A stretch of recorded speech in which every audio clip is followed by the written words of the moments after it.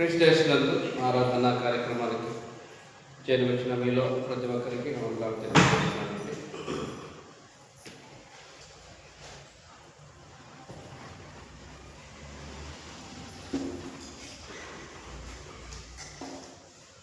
గతించిన ప్రభు దినంలో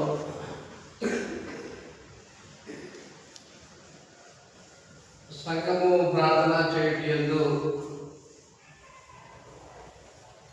ఎడతెగకుండా అనేటువంటి సంగతిని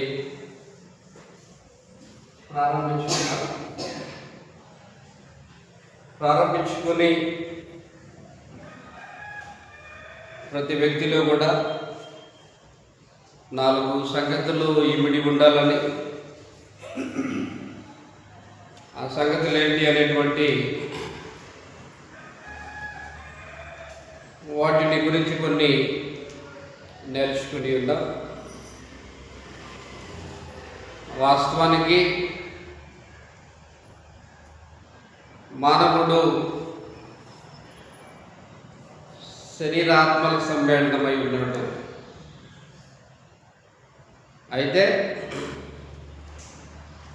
ఆత్మ సంబంధమైన జీవితాన్ని అలవర్చుకోవడానికి శరీర స్వభావము వ్యతిరేకిస్తుంటుంది. కనుక మనుషులు ఆత్మ సంబంధమైన జీవితాన్ని నిర్లక్ష్యపెట్టి దేవుడు చూపుతున్నటువంటి ప్రేమని, దేవుని యొక్క దీర్ఘశాంతాన్ని అలక్ష్యం చేసి తిరస్కరించి అపవాదిని వెంబడించి నరకాగ్నిలో పడిపోయేటువంటి అవకాశాలు ఉన్నాయి. మానవునికి ఉన్న ఇలాంటి దుస్థితిని ఎరిగినటువంటి దేవుడు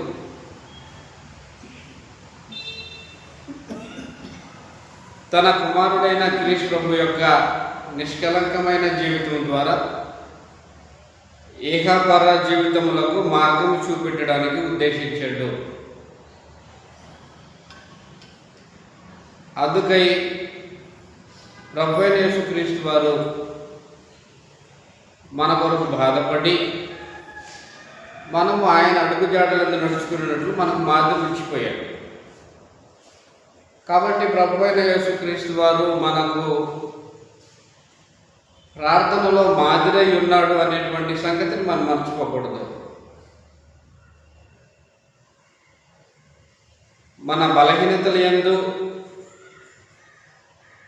క్రీస్తు ప్రభు సహానుభావం గలవాడై ఉండి అన్ని విషయాల్లో ఆయన శోధింపబడ్డాడు. శోధింపబడినప్పటికీ కూడా ఆయన పాపము లేనివాడిగా భూమి మీద జీవించాడు. కాబట్టి శోధింపబడే ప్రజలకు ఆయన సహాయం చేయగలవాడై ఉన్నాడు. కాబట్టి దేవుడు మహోన్నతుడు, పరిశుద్ధుడు. మన ఆరాధనలో మాత్రమే కోరువాడై ఉండకుండా మనను గురించి ఆయన చింతిస్తున్నాడు. మనము ఆయన కుమారుని స్వరూప స్వభావాలని పొందాలని దేవుడు ఆశిస్తున్నాడు. కాబట్టి క్రీస్తు ప్రభువుని అంగీకరించిన తర్వాత క్రీస్తు ప్రభు పక్షంగా జీవించాలని ఒక స్థిరమైన భక్తి విశ్వాసాలతో జీవితాన్ని కొనసాగిస్తున్నటువంటి దినాల్లో మానవ జీవితంలో అనేక రకమైనటువంటి శోధనలు ఎదురవుతుంటాయి, ఇబ్బందులు ఎదురవుతుంటాయి, కష్టాలు కలుగుతుంటాయి, నిరాశ ఎదురవుతుంటుంది, ప్రియమైనటువంటి వారిని కోల్పోతుంటాం. అనేక సందర్భాల్లో దుఃఖకరమైనటువంటి సంఘటనలు, కొన్నిసార్లు సంతోషకరమైన పరిస్థితి, కొన్నిసార్లు సమృద్ధిగా జీవించే జీవన విధానం, అనారోగ్య పరిస్థితులు. కాబట్టి ఆత్మ సంబంధంగా బలంగా జీవించేటువంటి వ్యక్తులకి ఇవన్నీ కూడా ఎదురవుతుంటాయి.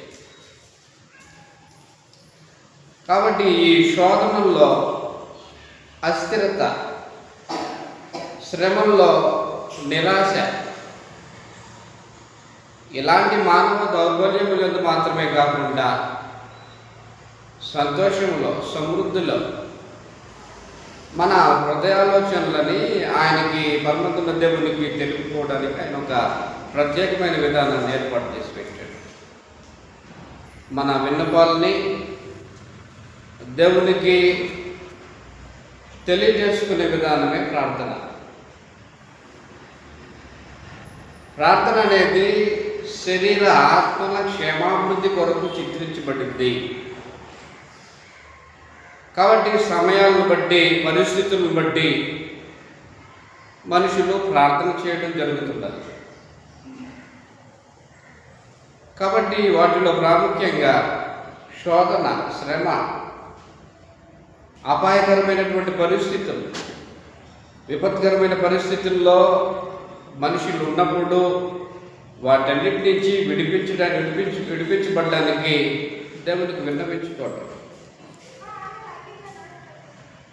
దేవునికి నీ మనవుల్ని తెలియజేసుకోవడం, వ్యక్తిగతంగా నీ కొరకు నువ్వు, అలాగే నీ అవసరతల కొరకు, అలాగే ఇతరుల కొరకు, ఇతరుల అవసరతల కొరకు.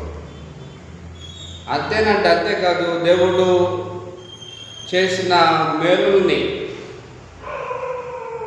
సమస్తమైనటువంటి దీవెనలు ఆయన వల్లనే నేను పొందుకున్నాను అని కృతజ్ఞతగా, హృదయపూర్వకంగా దేవునికి స్తుతులు చెల్లించే విధానం జరుగుతుంది. కాబట్టి ప్రతి వ్యక్తిలో, రక్షణ పొందినటువంటి ప్రతి వ్యక్తిలో కూడా ప్రాముఖ్యంగా 4 సంగతులు అనేటివి ఇమిడి ఉండాలనే విషయాన్ని తెలియజేశాడు. ఒకటి ప్రార్థన అన్నాడు, రెండవది యాచన అన్నాడు, మూడవది విజ్ఞాపన అన్నాడు, నాలుగవది కృతజ్ఞతాస్తుతులు.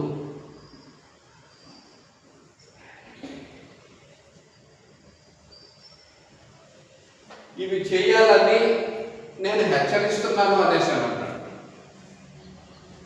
కాబట్టి ఎఫెసీ సంఘములో సువార్థికుడిగా పనిచేస్తున్నటువంటి తిమోతికి అపోస్తలుడు పత్రిక రాస్తూ తెలియజేశాడు.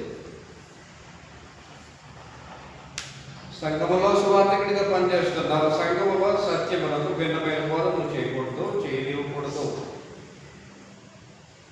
సంఘములో లోక సంబంధమైనటువంటి ఆచారాలు, కార్యక్రమాలు జరగకూడదు, జరగనివ్వకూడదు. సువార్థికుడ జాగ్రత్త అని అపోస్తలుడు హెచ్చరించాడు. అంతేనా అని హెచ్చరించుకుంటూ వచ్చి మనము అంటే తను కూడా కలుపుకొని మనము సంపూర్ణమైన భక్తి, మాన్యతయు కలిగి నెమ్మదిగా, సుఖముగా బ్రతుకు నిమిత్తము మనుషులందరి కొరకు, అధికారులందరి కొరకు, రాజుల కొరకు ప్రార్థన, విజ్ఞాపన, యాచన, కృతజ్ఞతాస్తుతులు చెల్లింపవలనని నేను హెచ్చరించుచున్నాను. ఇలా చేయడము మంచిది, దేవుని దృష్టికి అనుకూలమైనది అని తెలియజేసి,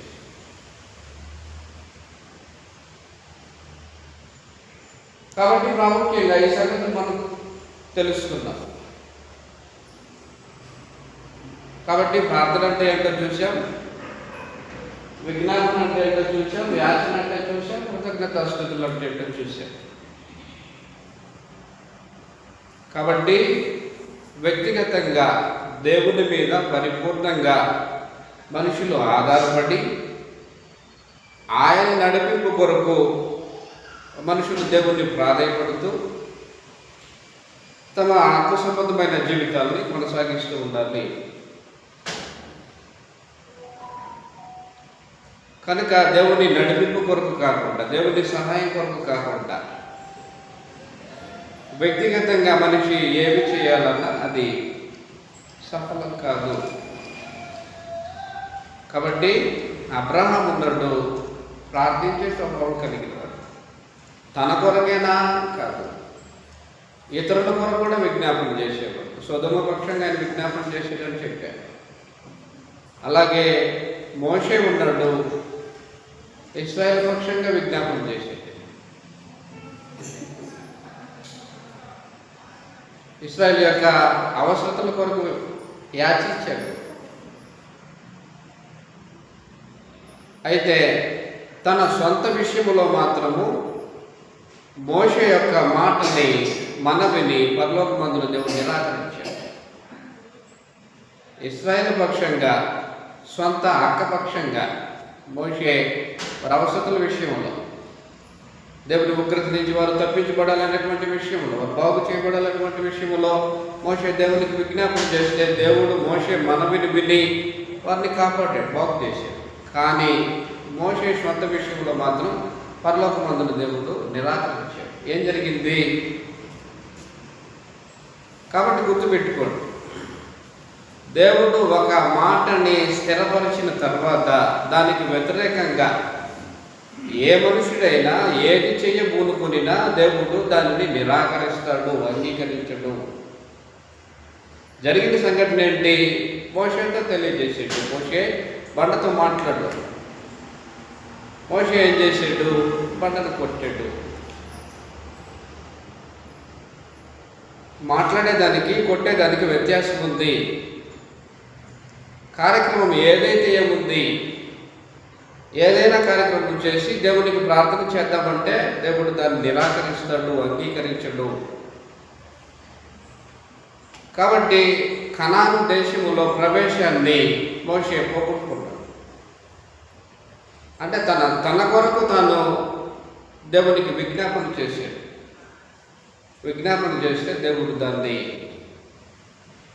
ఆలకించాల. ద్వితీయోపదేశకాండము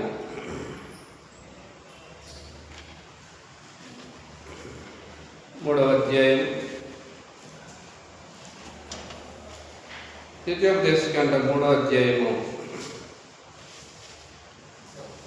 25వ వచనములో, నేను అద్దరికి వెళ్ళి యోర్దాను అవతలనున్న ఈ మంచి దేశమును, మంచి మన్యమును, ఆ లెబానోనును చూచున్నట్లు దయచేయమని నేను యెహోవాను బ్రతిమాలుకొనగా, యెహోవా మిమ్మును బట్టి నా మీద కోపపడి నా మనవి వినకపోయాను. మరియు యెహోవా నాతో ఇట్లనెను, చాలును, ఇకను ఈ సంగతిని గురించి నాతో మాట్లాడవద్దు.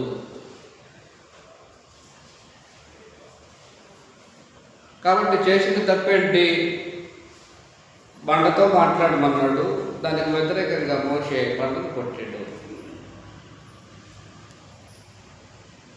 ఏదైనా చేసి దేవుని మన్ననలు పొందుకోవాలనేది అర్థరహితం. అది దేవునికి వ్యతిరేకమైనటువంటి కార్యక్రమం. కాబట్టి దేవుడు ఒక మాటని స్థిరపరిచినప్పుడు దానికి వ్యతిరేకంగా మోషే చేస్తే దానికోసం మళ్ళీ మనవి చేశాడు, విజ్ఞాపన చేసుకున్నాడు. అయ్యా, ఆ మంచి దేశంలో ప్రవేశిస్తాను, దీని గురించి మాట్లాడద్దు, నీకు చాలు, ఆపి. పిస్కా కొండకు 4 దిక్కుల దేశాలు చూసి నువ్వు ఇక్కడే చనిపోయి పాతి పెట్టబడతావు, కానీ అందులో ప్రవేశించేదానికి లేదు. కాబట్టి భయభక్తులతో మనం గ్రహించాల్సినటువంటి సంగతి ఏంటంటే, గుర్తించాల్సినటువంటి విషయం ఏంటంటే, దేవుడు క్రొత్త నిబంధనలో కానీ పాత నిబంధనలో కానీ ఒక మాటను స్థిరపరిచిన తర్వాత దానికి వ్యతిరేకంగా నువ్వు బ్రతిమలాడినా, ప్రార్థన చేసుకున్నా దేవుడు ఆ మనవిని వినడు, ఆలకించడు. కాబట్టి రూపంగా దేవుడు భక్తులు జీవితంలో దేవునికి అంగీకారమైనటువంటి కార్యక్రమాల విషయంలో వారు మొరపెట్టినప్పుడు, ప్రార్థించినప్పుడు, యాచించినప్పుడు, విజ్ఞాపన చేసినప్పుడు పరలోకమందున దేవుడు అద్భుతమైన రీతిగా వారి మనవుని విని కార్యాలను జరిగించడు. ఒకానొక దినాన యెహోషువ చేసినటువంటి ప్రార్థన, అమోరీయులు ఇశ్రాయేళ్ల ఎదుట వారు అప్పగించబడినటువంటి దినాన యుద్ధం జరుగుతుంది. సూర్యుడు అస్తమించడానికి త్వరపడిపోతున్నాడు. సూర్యుడు అస్తమించిపోతే చీకటి పడిపోతుంది, యుద్ధము వాయిదా పడిపోతుంది. దైవజనుడైనటువంటి యెహోషువ కనులెత్తి సూర్యచంద్రులకి ఆజ్ఞాపించేశాడు. ఒక నరుని మనవి దేవుడు విని దాన్ని అంగీకరించాడు. యెహోషువ గ్రంథము 10వ అధ్యాయము, యెహోషువ గ్రంథం 10వ అధ్యాయం 12వ వచనం నుంచి చదువుదాం. యెహోషువ గ్రంథం 10వ అధ్యాయం 12 నుంచి. యెహోవా ఇశ్రాయేలు ఎదుట అమోరీయులను అప్పగించిన దినమున ఇశ్రాయేలును వినుచుండగా యెహోషువ యెహోవాకు ప్రార్థన చేశాను. సూర్యుడా, నీవు గిబియోనులో నిలువుము, చంద్రుడా, నీవు అయ్యాలోను లోయలో నిలువుము. జనులు తమ శత్రువుల మీద పగ తీర్చుకునే వరకు సూర్యుడు నిలిచెను, చంద్రుడు ఆగెను అను మాట యాషారు గ్రంథంలో రాయబడి ఉన్నది కదా. 13వ వచనంలో సూర్యుడు ఆకాశ మధ్యమున నిలిచి ఇంచుమించు ఒక నాడెల్ల అస్తమింప త్వరపడలేదు. యెహోవా ఒక నరుని మనవి వినిన ఆ దినము వంటి దినము దానికి ముందే గాని దానికి తర్వాత గానే ఉండలేదు. నాడు యెహోవా ఇశ్రాయేలు పక్షంగా యుద్ధము చేశాను. కాబట్టి ఒక మనుష్యుడు సూర్యచంద్రులకు ఆజ్ఞాపించాడు. సూర్యుడా, నువ్వు ఏ స్థలంలో ఉన్నావు అక్కడ ఆగిపో. చంద్రుడా, నువ్వు గిబియోనులో నిలిచిపో. ఎప్పటి వరకు? ఈ యుద్ధం ముగిసేంత వరకు. కాబట్టి భక్తులైనటువంటి వారు దేవునికి ప్రార్థన చేస్తే దేవుడు దాన్ని ఆలకించి వారి మనం వినేదానికి దేవుడు ఉద్దేశించిన వాడు. కాబట్టి రూపంగా మనము అడుగు వాటన్నిటికంటే ప్రతిబంధనలు ఎఫెసీయులకు రాసిన పత్రిక 3వ అధ్యాయం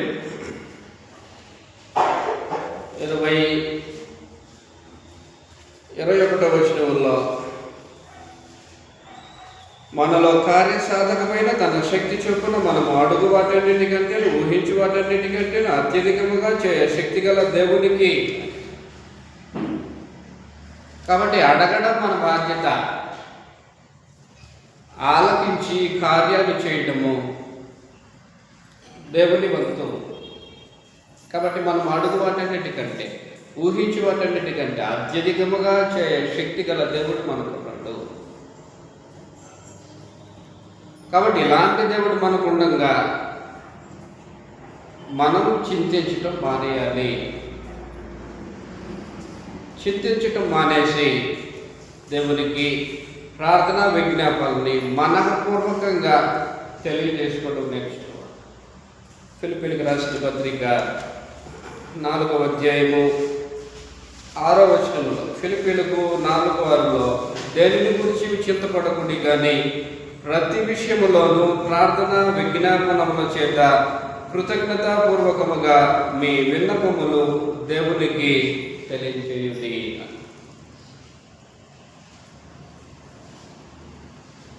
కాబట్టి మనం అడిగి వాటన్నిటికంటే ఊహించి వాటన్నిటికంటే అత్యధికముగా శక్తి గల దేవుడు అనుకున్నాడు. మనం చింతపడకుండా ఆయనకి ప్రతి విషయములో ఏం జరగాల? ప్రార్థన, అంతేనా? విజ్ఞాపన ఎలా ఉండాలా? కృతజ్ఞతాపూర్వకముగా ఆయనకు తెలియజేయాలి. కాబట్టి ప్రాముఖ్యంగా ఆత్మ సంబంధమైన స్థితిని అలవర్చుకోవడానికి శరీర స్వభావం అనేది వ్యతిరేకిస్తుంటుంది మనుషులకి. కాబట్టి ఆత్మ సంబంధులకి శరీర సంబంధులకి వ్యత్యాసం ఉంటుంది. శరీర సంబంధులకి ప్రార్థన చేసే స్వభావం ఉండదు. శరీర విషయముల మీద మనసు పెట్టేటువంటి వారికి ప్రార్థించే స్వభావం ఉండదు. కాబట్టి రూపంగా దేవుని భక్తుల విషయంలో, వారు చేసినటువంటి విన్నపముల విషయంలో పరలోకమందున దేవుడు వాటిని ఆలకించి వారి పక్షంగా కార్యాలు చేసినటువంటి వాడు. కాబట్టి అబ్రహాము జీవితము ఆ విధంగా ఆశీర్వదించబడ్డానికి, దీవించబడ్డానికి కారణం ఏమై ఉంటుంది అనుకుంటారంటే, అబ్రహాముని గురించి దేవుడే సాక్ష్యం ఇచ్చేసాడు. అబ్రహాము భవిష్యత్తుని చెప్పేశాడు. ఇతను భక్తిహీనుడు కాదు, ఇతడు ప్రార్థిస్తే అవిశ్వాసిగా ప్రార్థన చేయడు, ఇతడు ప్రార్థనాపరుడు. కానీ ఇతని యొక్క వ్యక్తిత్వము, జీవన విధానం ఎలాంటిదంటే, ఇతను నీతి న్యాయములను అనుసరిస్తూ నా మార్గంలో నడుచుకుంటుంటాడు. అలాగే తన ఇంటి వారికి, తన పిల్లలకందరూ కూడా ఆజ్ఞాపిస్తున్నాడు. అబ్రహాముల గురించి దేవుడు ఇచ్చినటువంటి సాక్షి. పిల్లలకు అనుకున్న తల్లిదండ్రులు ఏం చేస్తున్నారు? ఆ విధంగా ఆజ్ఞాపించగలిగినటువంటి వ్యక్తిత్వం ఉందా?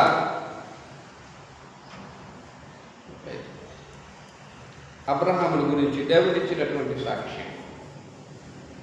తాను తన ఇంటి వారందరూ నీతి న్యాయములను అనుసరించు యెహోవా మార్గమును గైకొనున్నట్లు అతడు వారికి ఆజ్ఞాపించును అన్నాడు. బ్రతిమలాడు, ఆజ్ఞాపించును అనేసి. కాబట్టి ఆ రూపంగా అబ్రహాం యొక్క ప్రార్థనా జీవితాన్ని, విశ్వాసంబద్ధమైనటువంటి జీవితాన్ని అతని సంతానం ఇస్సాకు కావచ్చు, యాకోబు కావచ్చు, వీళ్ళందరూ కూడా అబ్రహాం మాదిరిని అనుసరించారు. నీ బిడ్డలకు మాదిరిగా ఉండాలంటే నీ వ్యక్తిత్వం బాగుండాలి, నీ విశ్వాస జీవితం బాగుండాలి, నీ బిడ్డలను పెంచే విధానం బాగుండాలి. బైబిల్లోనే ఉంది. బైబిల్లో అతని పేరు మనోహ.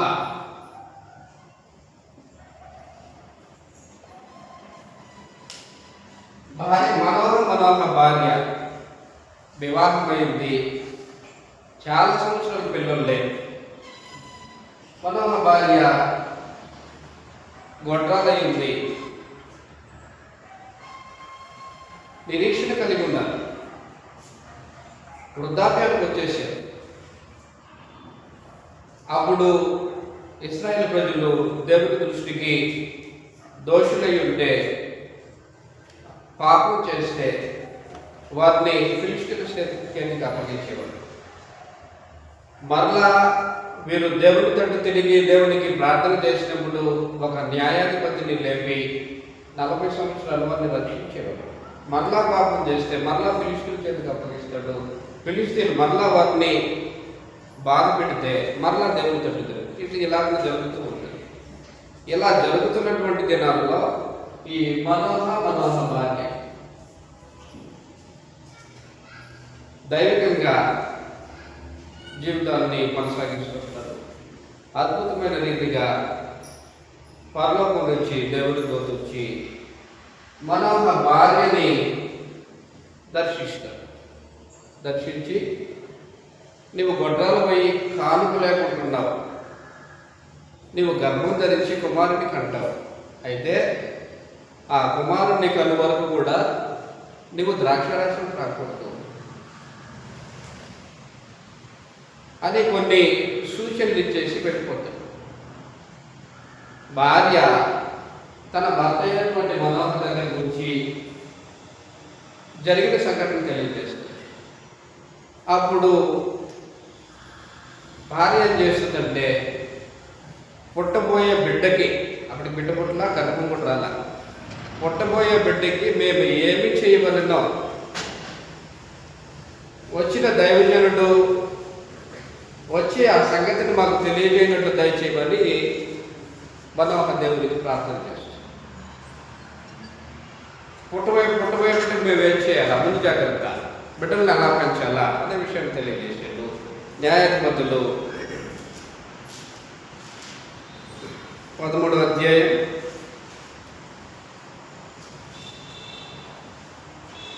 2వ వచనం నుంచి, ఆ కాలమున దాను వంశస్థులను జొరియా పట్టణస్థుడైన మనోహను ఒకడుండెను. అతని భార్య గొడ్రాలై కానుక లేకముండెను. యెహోవా దూత ఆ స్త్రీకి ప్రత్యక్షమై, ఇదిగో నీవు గొడ్రాలము, నీవు కానుక లేకపోయాను, అయితే నీవు గర్భవతి అయి కుమారుని కందుము. కాబట్టి జాగ్రత్తగా ఉండి ద్రాక్షరసములే కానీ మద్యములే కానీ త్రాగకుండుము, అపవిత్రమైన దేనిని తినకుండుము.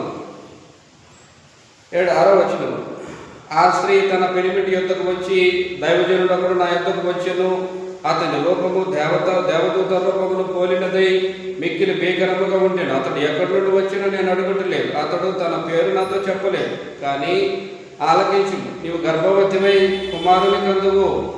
కాబట్టి నువ్వు ద్రాక్షరసమునే కానీ మద్యమునే కానీ త్రాగకుండును, అపవిత్రమైన దేన్ని తినకుండును. ఆ బిడ్డ గర్భమున పుట్టినది మొదలుకొని చనిపో వరకు దేవునికి నాజీరు చేయబడిన వాడై ఉండునని నాతో చెప్పాను. అందుకు మనోహ, నా ప్రభువా, నీవు పంపిన దైవజనుడు మరలా మా యొద్దకు వచ్చి, పుట్టబో ఆ బిడ్డకు మేము ఏమేమి చేయవలనో దానిని మాకు నేర్పునట్లు దయచేయమని యెహోవాను వేడుకొనగా దేవుడు మనోహ ప్రార్థన ఆలకించెను.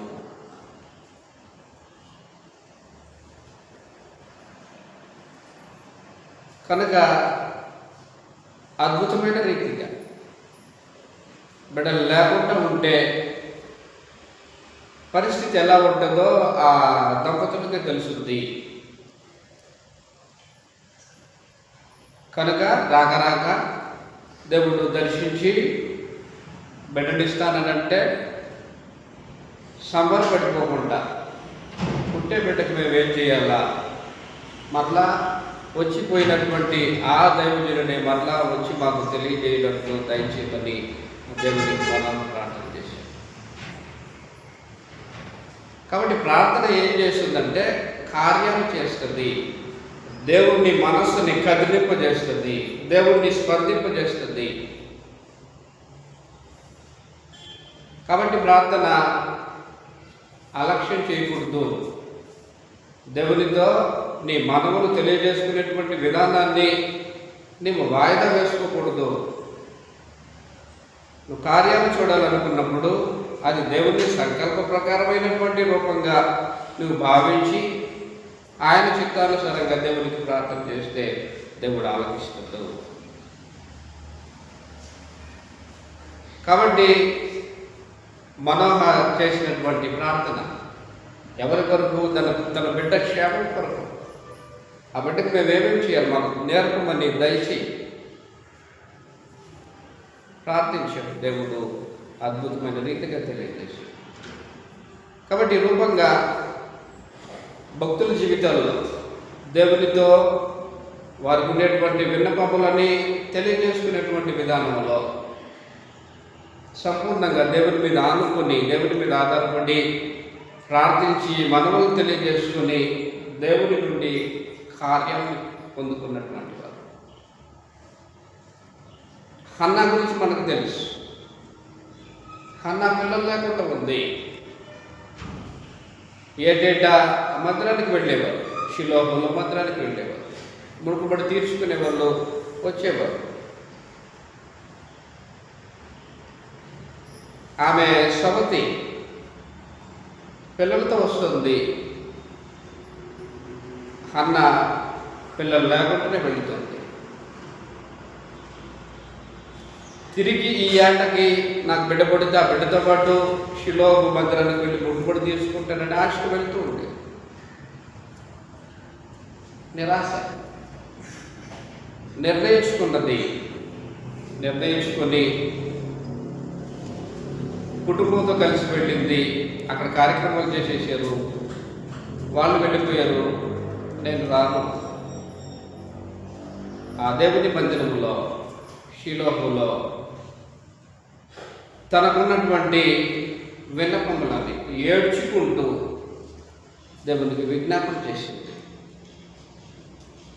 తనలో తానే కుమిలిపోతూ దుఃఖంతో ఏడ్చుకుంటూ, నాకు ఒక కుమారుని దయచేయించావు, నువ్వు దయచేస్తే ఆ బిడ్డని నీ సమూహంలో నీకు సేవ చేయడానికి వదిలిపెడతా అని కూడా ఒక మృక్కుబడిగా ఆమె విజ్ఞాపన చేసింది. మొదటి సమూయేలు గ్రంథము 1వ అధ్యాయం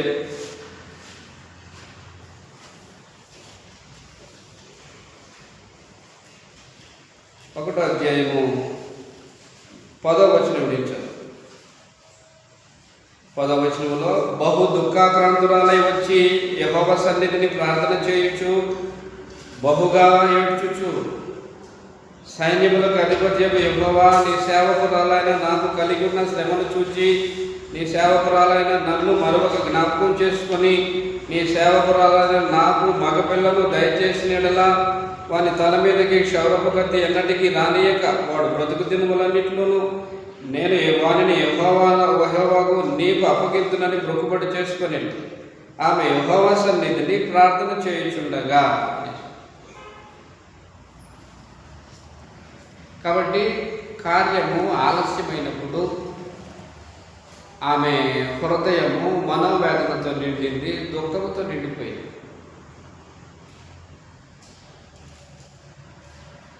కాబట్టి ఎన్ని ఉన్నా గర్భఫలము అనేది లేకపోతే దాని ముందు ఏది సాటి రావు భూమి మీద. ఆ విషయం గ్రహించిన అబ్రహాం అనేసాడు, అయా నువ్వు నాకు ఏమిస్తే ఏమయ్యా, నేను సంతానం లేని వాడికి ఉండిపోతున్నానని దేవుడిని అడిగేసాడు.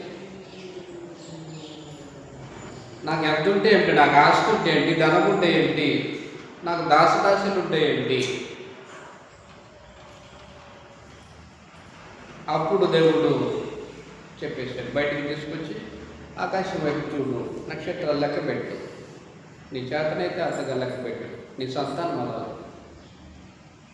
కాబట్టి ప్రార్థించడం మానవుల బాధ్యత, కనిపెట్టడం మానవుల బాధ్యత, విశ్వాసంతో ఎదురు చూడటము మానవుల బాధ్యత. దేవుడు నీ చిత్తం నాయన, ఈ కార్యం విషయంలో నీ చిత్తమైతే సఫలపరచు, కార్యం జరిగించు. అది విజ్ఞాపన చేసిద్దామే. విజ్ఞాపన చేస్తే ప్రార్థించుకొని ఇంటికి వెళ్ళింది.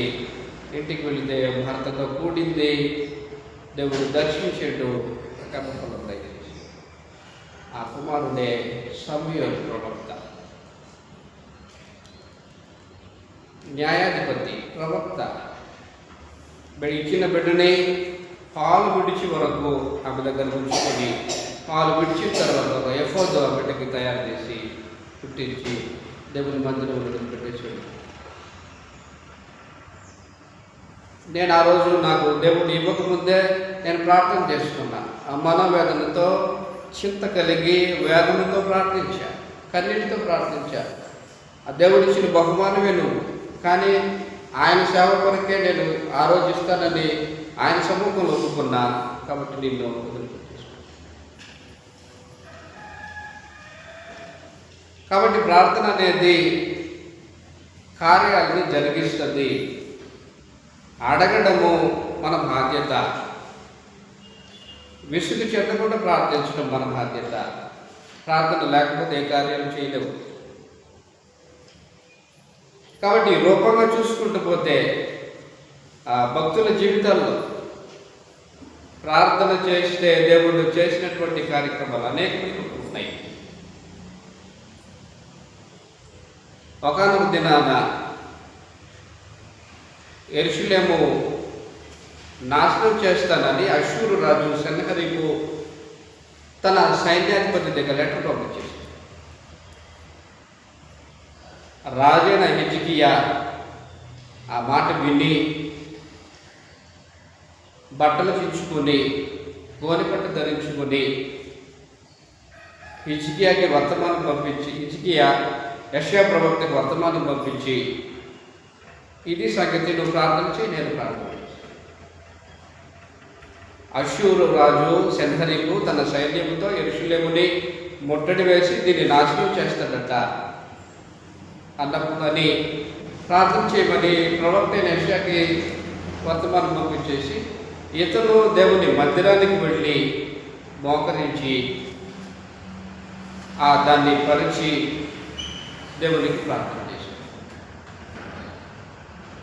ప్రార్థన చేసినప్పుడు ప్రవక్త ద్వారా, యెషయా ప్రవక్త ద్వారా పరలోకబంధుడు దేవుడు వర్తమానం పంపించేశాడు. ఆడు రాడు, యెరూషలేముని ముట్టడు, మీకు ఏ హాని జరగదు, వాడు ఏ మార్గంలో వచ్చాడో వాడు ఆ మార్గాన్ని వెళ్ళిపోతాడు అనేటువంటి సందేశం వచ్చేసి శత్రువుల సైన్యముల నుండి ప్రార్థన దేవుని ప్రజలను రక్షిస్తుంది.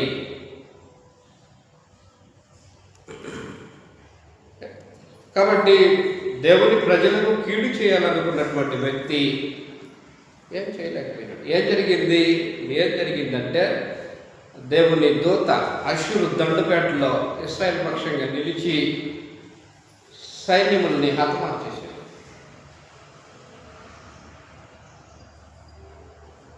ప్రార్థన చేసే కార్యక్రమాలు ఇలా ఉంటాయి. దేవుని ప్రజలకి కీడు జరుగుతూ ఉంటే ప్రార్థన చేస్తే పరలోకమందున దేవుడు అద్భుతమైన రీతిగా తన దూతను పంపించి వారిని రక్షించాడు. యెరూషలేముకి హాని కలగకుండా కాపాడాడు. యెషయా గ్రంథము 37వ అధ్యాయం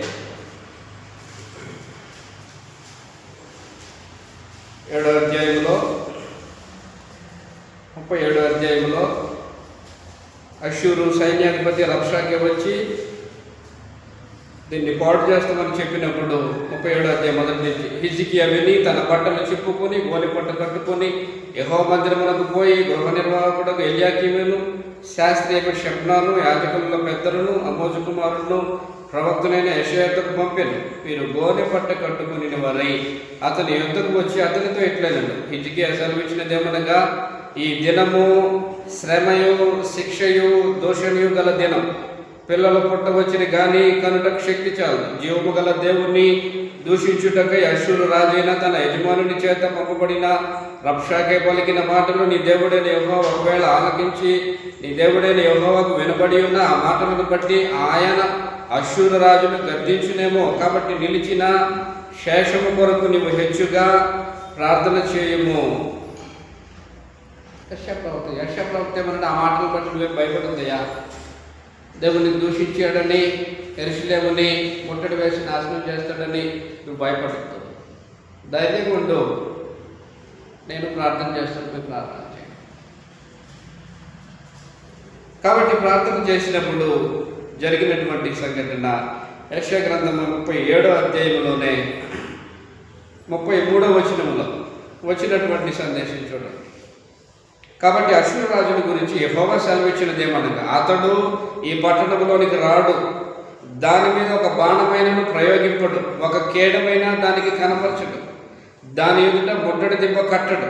ఈ పట్టణము లోపలికి రాక తాను వచ్చిన మార్గమునే అతడు తిరిగిపోవును. ఇది యెహోవా నా నిమిత్తమును నా సేవకుడైన దావీదు నిమిత్తమును నేను ఈ పట్టణమును కాపాడి రక్షించుదును. అంతటా యెహోవా దూత బయలుదేరి అష్షూరు వారి దండుపేటలో 185,000 మందిని మొత్తెను. ఉదయమున జనులు లేపగా వారందరూ మృతకళేబరులుగా ఉండిరి. కాబట్టి ఇది మనుషులు చేసిన యుద్ధం కాదు. దేవుడే ఆయన ప్రజల పక్షంగా ఒక దూతను నిలబెట్టేశాడు. ఒక దూత 185,000 మందిని మోతితే శవాలు అయిపోయారు. కాబట్టి ప్రార్థన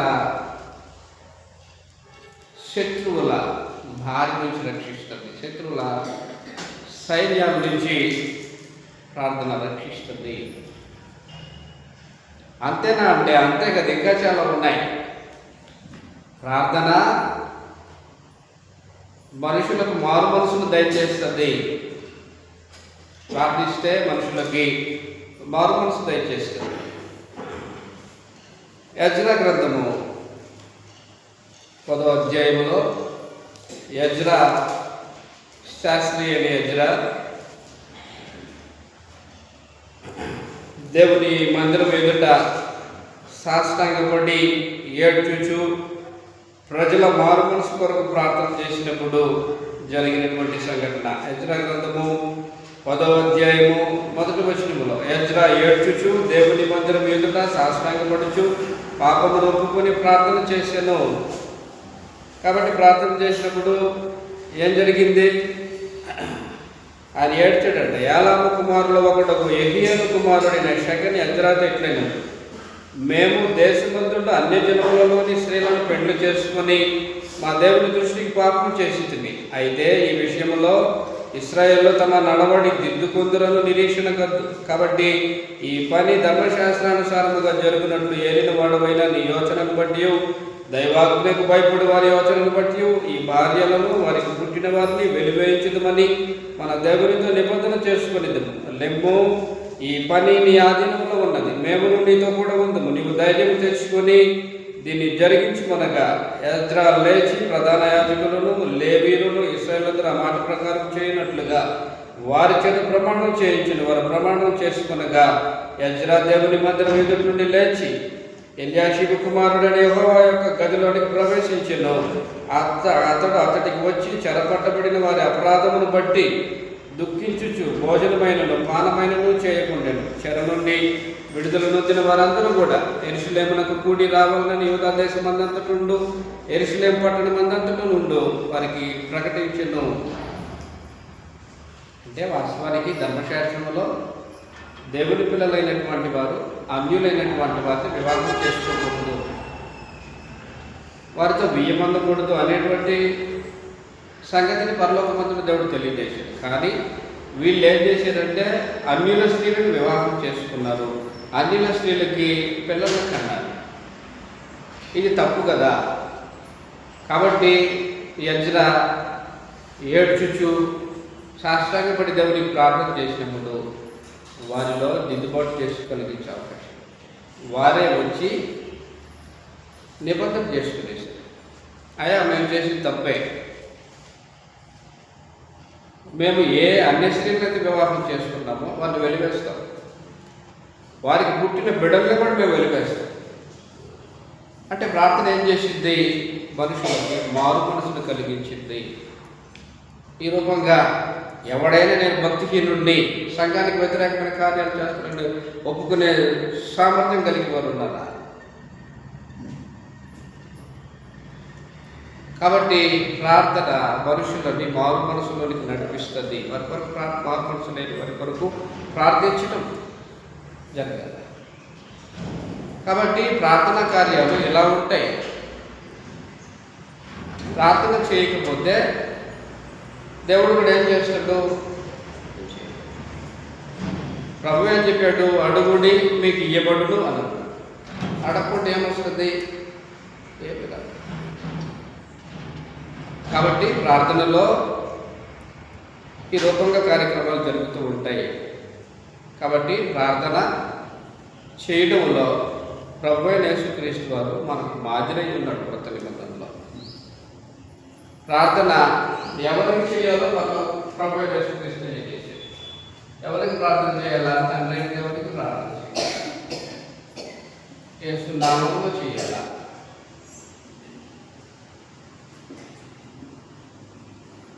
కాబట్టి శిష్యులు ఒకనొక దినాన ఆయన దగ్గరకు వచ్చి, ప్రభువా, యోహాను తన శిష్యులకు ప్రార్థన నేర్పించినట్లుగా మాకు కూడా ప్రార్థన నేర్పించు అన్నప్పుడు ఆయన నేర్పించారు. లోకాసు వార్త 11వ అధ్యాయంలో, లోకాసు వార్త 11వ అధ్యాయము మొదటి నుంచి ఆయన ఒక చోట ప్రార్థన చేయుచుండెను. ప్రార్థన చాలించిన తర్వాత ఆయన శిష్యులలో ఒకడు, ప్రభువా, యోహాను తన శిష్యులకు నేర్పినట్టుగా మాకును ప్రార్థన చేయ నేర్పమని ఆయన అడిగాను. అందుకు ఆయన, మీరు ప్రార్థన చేయనప్పుడు, తండ్రి, నీ నామం పరిశుద్ధపరచబడును గాక, నీ రాజ్యం వచ్చును గాక, మాకు కావలసిన అనుదిన ఆహారం మాకు దయచేయి, మేము మాకు అచ్చిన ప్రతి వారిని క్షమించుచున్నాము కనుక మా పాపములను క్షమించు, మమ్మల్ని శోధనలోనికి తేకము అని పలుకుడని వారితో చెప్పెను. కాబట్టి ప్రార్థన ఎవరికి చేయాలా?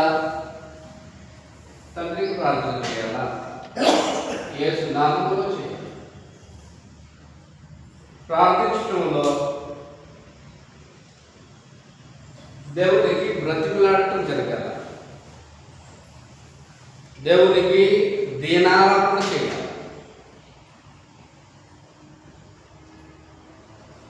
నీ కొరకు ప్రార్థన చేయాలా? ఇతరుల కొరకు విజ్ఞాపన చేయాలి. నీ అవసరతల కొరకు దేవునికి మొరపెట్టాలా? ఇతరుల అవసరతల కొరకు దేవునికి మొరపెట్టాలి. కాబట్టి ప్రార్థనలో కూర్చుంటే నీకు ఒక ప్లాన్ ఉండాలి. ప్లాన్ ఏంటంటే నీ భక్తిహీనత ఏంటి, నీ లోపాలేంటి, నీ ప్రవర్తన ఏంటి, ఆత్మ సంబంధంగా నీ జీవన విధానం ఎలా ఉంది, నెక్స్ట్ నా భార్య పరిస్థితి ఎలా ఉంది, నా పిల్లల పరిస్థితి ఎలా ఉంది, నా కుటుంబం యొక్క పరిస్థితి ఎలా ఉంది, నేను జీవిస్తున్నటువంటి ఈ ప్రాంతంలో ఉండే ప్రజల యొక్క పరిస్థితులు ఎలా ఉన్నాయి. కాబట్టి ఎన్ని కోట్ల మంది ప్రజలు ఉన్నారో ఆ ప్రజలందరూ కూడా ఈ ప్రార్థనలోకి రావాలి.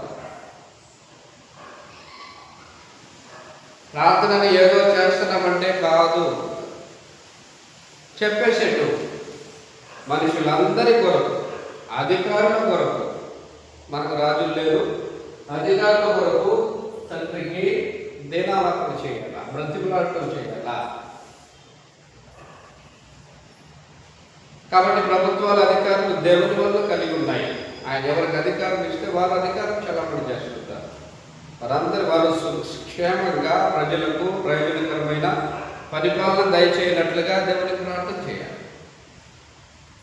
నీ కొరకు, నీ భార్య కొరకు, నీ బిడ్డల కొరకు, నీ కుటుంబం కొరకు, నీ బంధువుల కొరకు, దేశం క్షేమం కొరకు, దేశాల మధ్య సమాధాన స్థితి కొరకు, ఎన్ని కోట్ల మంది కొరకు ప్రార్థన చేయాలి. అలా చేయడము దేవునికి ఇష్టమైనది, దేవుని దృష్టికి అనుకూలమైనది, ఇది మంచిది అనేసారు. కాబట్టి ప్రార్థన చేస్తే ఆ రూపంగా కార్యక్రమాలు జరిగిస్తుంది. కాబట్టి తండ్రికి ప్రార్థన చేయాలి, దేశాలకు ప్రార్థన చేయాలి, నీ ఆహారపు అవసరతల కొరకు ప్రార్థన చేయాలా, ఇతరుల ఆహారపు అవసరతల కొరకు ప్రార్థన చేయాలి, ఇతరుల క్షేమం కొరకు నువ్వు విజ్ఞాపన చేయాలా, నీ క్షేమం కొరకు నువ్వు విజ్ఞాపన చేయాలి. నీ మేలుని సమస్తమైన దీవెనలు నేను దేవుని వల్లే పొందానని హృదయపూర్వకంగా దేవుని కృతజ్ఞత.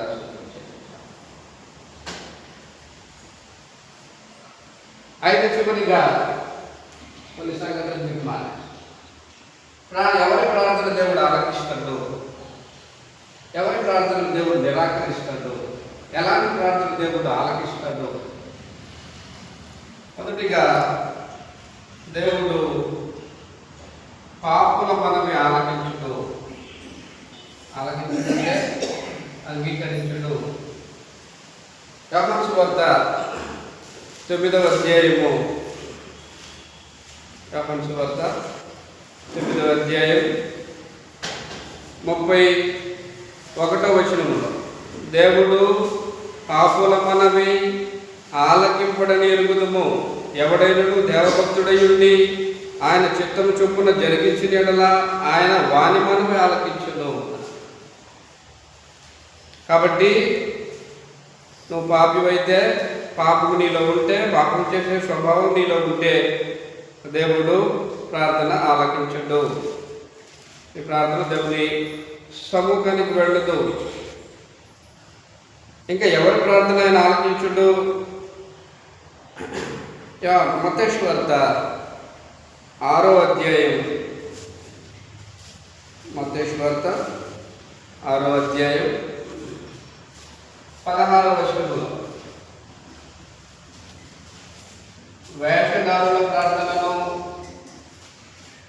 ఆలకించుడు.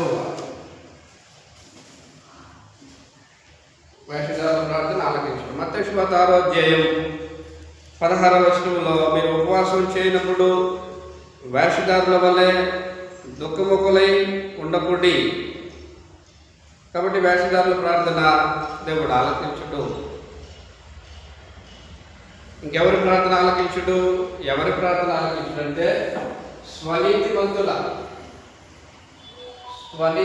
ప్రార్థన ఆలకించు. స్వనీతిమంతులు అంటే నువ్వు నీ దృష్టికి నీవే గొప్పవాడు, నీ దృష్టికి నువ్వే నీతిమంతులుగా కనపరుచుకుంటూ ప్రార్థన చేసేవారి ప్రార్థన ఆయన ఆలకించుడు. లోకాసు సువార్త 18వ అధ్యాయం 9-10 వచనాలలో ఆమె నీతిమంతులమని తమ నమ్ముకొని ఇతరులను తృణీకరించి కొందరితో ఆయన ఉపమానము చెప్పాను. ప్రార్థన చేయుటకై 2 మనుషులు దేవాలయములకు వెళ్ళిరి. వారిలో ఒకడు పరిసయ్యుడు, ఒకడు సుంకరి. పరిసయ్యుడు నిలవబడి దేవా, నేను చోరులను, అన్యాయస్తులను, వ్యభిచారులైన ఇతర మనుషులనైనను ఈ సుక్కరి వల్ల నేను ఉండనందుకు నీ కృతజ్ఞతాస్తుతులు చెల్లిస్తున్నాను. వారమునకు 2 మార్లు ఉపవాసం చేయొచ్చు, నా సంపాదన అంతట్లో 10వ వంతు చెల్లించుచున్నానని తనలో తాను ప్రార్థించుచుండెను. అయితే సుంకరి దూరముగా నిలవబడి ఆకాశం వైపు కన్నులెత్తుటకైనను ధైర్యము చాలక రొమ్ము కొట్టుకొనుచు, దేవా, పాపినైన నన్ను కరుణించుమని పలికెను. అతని కంటే ఇతడు నీతిమంతుడుగా తీర్చబడి తన ఇంటికి వెళ్ళినని మీతో చెప్పుచున్నాను. కాబట్టి నీ దృష్టిని నువ్వు నీతిమంతుడిగా ఎంచుకుంటూ నువ్వు ప్రార్థన చేస్తే దేవుడు దాన్ని ఆలకించడు. కాబట్టి ప్రార్థన ఆలకించడానికి యాకోబు రాసిన పత్రిక 5వ అధ్యాయంలో, యాకోబు రాసిన పత్రిక 5వ అధ్యాయము అదేం తెలియజేసాడు? 16వ వచనం, మీ పాపములను ఒకరితో ఒకడు ఒప్పుకొనుడి, మీరు స్వస్థత పొందినట్లు ఒకరికొకడు ప్రార్థన చేయండి. నీతిమంతుని విజ్ఞాపన మనఃపూర్వమైనదై బహు బలము గలదై ఉండును. అంటే నీతిమంతుని ప్రార్థన దేవుడు ఆలకిస్తాడు, స్వనీతిమంతుల ప్రార్థన దేవుడు ఆలకించడు.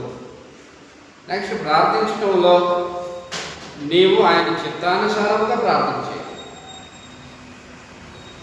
దురుద్దేశముతో దేవుణ్ణి అడిగేవంటే దొరకవు. యాకోబు రాసిన పత్రిక 4వ అధ్యాయము 3వ వచనములో, మీరు అడిగినను మీ భోగముల నిమిత్తము వినియోగించుటకై దురుద్దేశముతో అడుగుదురు గనుక మీకేమీ దొరకట్లేదు. దురుద్దేశముతో అడగకూడదు. భౌతిక సంబంధమైన వాటిని దృష్టిలో పెట్టుకుని దేవుణ్ణి అడగకూడదు. కాబట్టి నువ్వు చేసే ప్రార్థన, చేసి అడిగే విధానం ఇది ఒక ఉద్దేశం ఉండాలి. దురుద్దేశంతో భోగముల నిమిత్తం అడిగేవంటే, భౌతికమైనటువంటి సుఖభోగాల నిమిత్తం అడిగేవంటే దాన్ని పొందుకోలేదు. కాబట్టి ఇన్ని రూపాలుగా ఉంది ప్రార్థన. ప్రార్థించేవాడు విశ్వాసముతో అడగాలి. విశ్వాసముతో అంటే అనుమానం ఉండకూడదు. యాకోబు రాసిన పత్రిక 1వ అధ్యాయము 6వ వచనంలో, అయితే అతడు ఏమాత్రమును సందేహింపక విశ్వాసముతో అడుగవలెను. కాబట్టి అవిశ్వాసి ఏమీ పొందుకోలేడు. కాబట్టి ప్రార్థన, విజ్ఞాపన, యాచన, కృతజ్ఞతాస్తుతులు ఈ 4 కూడా ప్రతి దినాన ప్రతి వ్యక్తిలో కూడా నీలో ఇమిడి ఉండాలి. వాటిని నీలో విమర్చుకొని ఒక ప్లాన్ చేసుకొని నీవు దేవునికి, మనుషులందరి కొరకు, అధికారుల కొరకు దేవునికి బ్రతిమలాడటం, దేవునికి దీనాలాపన చేయడం, ఇతరుల రక్షణ కొరకు, మారు మనసు కొరకు దేవునికి విజ్ఞాపన చేయడం, ఇతరుల అవసరతల కొరకు, నీ అవసరతల కొరకు దేవుణ్ణి యాచించడం, నీ విన్నపాలని కృతజ్ఞతాపూర్వకముగా దేవునికి తెలియజేసుకోవడము. అలా జరిగితే స్థానిక సంఘము విశ్వాస సంబంధంగా, ఆత్మ సంబంధంగా బలపరచబడేదానికి దైవ నియమములో సంఘము, కుటుంబాలు, ప్రతి వ్యక్తి కట్టబడడానికి అవకాశం ఉంటుంది. అలా జరగకపోతే వ్యక్తి ఆత్మ సంబంధంగా వర్ధిల్లుడు, విశ్వాస సంబంధంగా బలపరచబడడు. ఇంకా వ్యక్తులు విశ్వాస సంబంధంగా బలపరచబడకుండా, ఆత్మ సంబంధంగా వర్ధిల్లకుండా, కుటుంబము ఆత్మ సంబంధంగా కట్టబడదు. కుటుంబాలు ఆత్మ సంబంధంగా కట్టబడకుండా సంఘము దైవ నియమములో కట్టబడేదానికి అవకాశం ఉండదు. కాబట్టి ఇదంతా, ఈ బాధ్యత అంతా మనకుంది. కాబట్టి ఆరాధన అయిపోయిన తర్వాత ఎవరింటికి వారికి వెళ్ళిపోయి చేతులు ముడుచుకొని నోరు మూసుకొని కూర్చోవడం కాదు. సంఘము అపోస్తుల బోధ యందు, ఇంకా సహవాసమందు, రొట్టె విరుచుట యందు ప్రార్థన చేయటం యందు ఎలా ఉంది? ఎడతెగకుంది. కాబట్టి ప్రతి వ్యక్తికి కూడా ఒక ప్లాన్ ఉండాలి. ప్లాన్ ఉండి కార్యక్రమాన్ని జరిగించాలా, ఈ కార్యం చేయాలా. సంఘం స్థితి ఎలా ఉంది? మా జీవితాలు ఎలాగే ఉన్నాయి? మా కుటుంబాల యొక్క పరిస్థితి ఎలా ఉంది? మా కుటుంబాల్లో జనులు మారుమనసు లేకుండా ఇలా ఉన్నారు. దీనికి కారణం ఏంటి? కారణం ఏంటంటే ప్రార్థనలో గడిపే స్వభావం నాకు లేనందువలన. క్రీస్తు ప్రభు అడుగుడు మీకు ఇయ్యబడును అనే మాటని నేను నమ్మకపోవడం వలన అనేది వ్యక్తిగతంగా ఎవరికి వారుగా పరిశీలన చేసుకుని ప్రతి దినాన కూడా ఈ 4 సంగతులు దేవుని సముఖానికి వెళుతూ ఉంటాం. అలవర్చుకుంటే దేవుని కార్యాలు చూస్తాం. కుటుంబాన్ని ఆత్మ సంబంధంగా కట్టుకుంటాం. కుటుంబంలో ప్రతి మనిషికి రక్షణ ఉంటుంది, దేవుడు దయచేస్తాడు. సంఘము దైవికమైన క్రమంలో కట్టబడుతుంది సంఘం. కాబట్టి సంఘం అంటే ప్రార్థన చేసే సంఘంగా ఉండాలి, ప్రార్థన కార్యాలు చేసేటువంటి సంఘంగా ఉండాలి. కాబట్టి ఈ సంగతులన్నింటినీ కూడా మీరు దృష్టిలో పెట్టుకొని మనము సంపూర్ణ భక్తి మాన్యత్యం కలిగి మనుషులందరి కొరకు, అధికారులందరి కొరకు, రాజుల కొరకు ప్రార్థన, విజ్ఞాపన, యాచన, కృతజ్ఞతాస్తుతులు చెల్లించుచుండడానికి అది మంచిది, దేవుని దృష్టికి అనుకూలమైనటువంటి కార్యక్రమం జరిగించడానికి ఎడతెగకుండాలని ప్రభు అయిన యేసుక్రీస్తు పేరిట మనం చేస్తూ ముగిస్తాం.